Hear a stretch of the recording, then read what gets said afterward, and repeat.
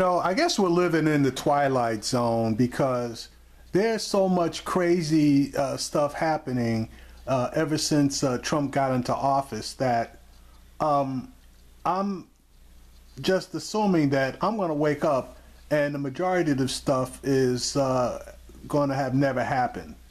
Now, this particular story is just absolutely crazy, and I mean that literally. The Obama administration had signed a rule or instituted a rule via, law that if a person is deemed mentally handicapped, mentally unstable, mentally not able to handle their own affairs, that that information obviously would be tagged through the Social Security Administration because they would be disabled, obviously. And when a background check was done, that information would pop and the person would not be able to buy a firearm. Well, guess what, folks? Donald Trump and the legislature believe that people that are mentally ill need to be able to protect themselves, i.e., they need to be able to buy guns. So that's exactly what we need. People that are deemed mentally ill having the ability to go out and purchase firearms. I wonder how rational they're going to be in the handling and use of those firearms. I wonder how many police officers are going to lose their lives because a mentally ill person shot them.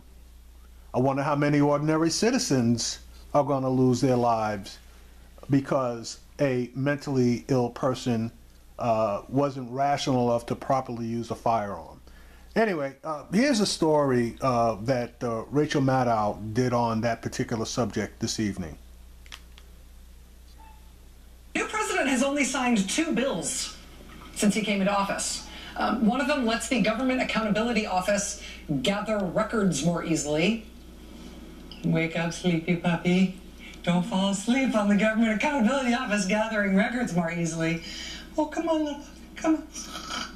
Oh. That's fine. The other new law allowed General James Mattis to be sworn in as Defense Secretary, even though he's only recently retired out of the military. We're supposed to have civilian control of the military. But that's it. Those are the 2 laws that the new president has signed so far. That's it, in terms of actual legislation.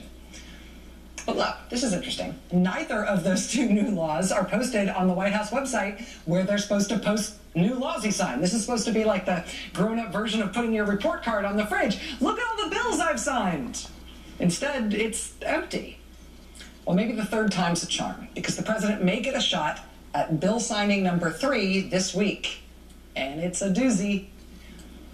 In the Obama administration, they created a rule to try to keep guns out of the hands of people who are classified as seriously mentally disabled by the Social Security Administration. So if a person is too mentally disabled to be able to handle his or her own affairs, like, cash your own checks and stuff, that will pop on a background check if that seriously mentally disabled person tries to buy a gun. Once President Obama left office, the Republican Congress decided that seriously mentally ill people definitely need easier access to firearms. And they took a vote on it in the House. And House Republicans, on an almost perfect party line vote, they voted to get rid of that rule. They voted overtly to make it easier for the mentally ill to get guns. Almost perfect party line vote on that. Passed the House. Now it's going to the Senate. There are 52 Republicans in the Senate, and everybody expects them all to vote yes by a mile. Also, Joe Manchin, Democratic senator from West Virginia, he also says he will vote to end that rule. He will vote explicitly and only. It's not like it's folded into a more complicated thing. It's just a vote to make it easier for seriously mentally ill people to have guns. Standalone matter. So, thanks to Republicans and Joe Manchin, this bill is expected to pass easily. I mean, nobody campaigned in November on needing to put more guns in the hands of people suffering from serious and disabling mental illness. But it's probably going to be the third piece of legislation that Trump signs. It has been a top priority for the NRA, and now the bill is moving on greased skids. We're told to expect a vote, I kid you not, as early as tomorrow. And if it passes the Senate, it will land on the president's desk. And then I'm sure they will tack the NRA bill up on the White House fridge. A lot of room for it. All right. So, does anybody out there, any rational person, I'm not talking about somebody that's been deemed mentally ill, but does any rational person out there believe that a person who is deemed mentally unstable, mentally ill, does anybody believe that they should be allowed to acquire a firearm? And if you do, God bless you, because I damn sure don't. And as an aside, I don't know about you, I don't know about the leadership of the Democratic Party, but as far as I'm concerned, they need to do something about Joe Manchin.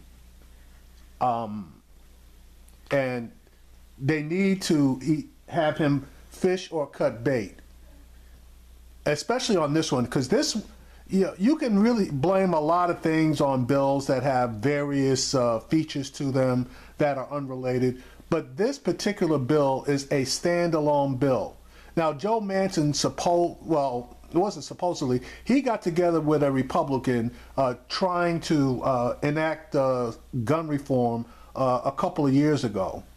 So I want to know why, or get an explanation from him on why he voted for mentally disabled, mentally challenged, whatever you want to call it, people who have mental issues to be able to acquire firearms. He's going to have to explain that one to me, and he needs to explain it to his constituents and the American people, because it absolutely makes no damn sense, other than the NRA has got all of these people, including Mr. Manchin, in their pockets, and whatever they say, Joe Manchin and the Republicans are going to do.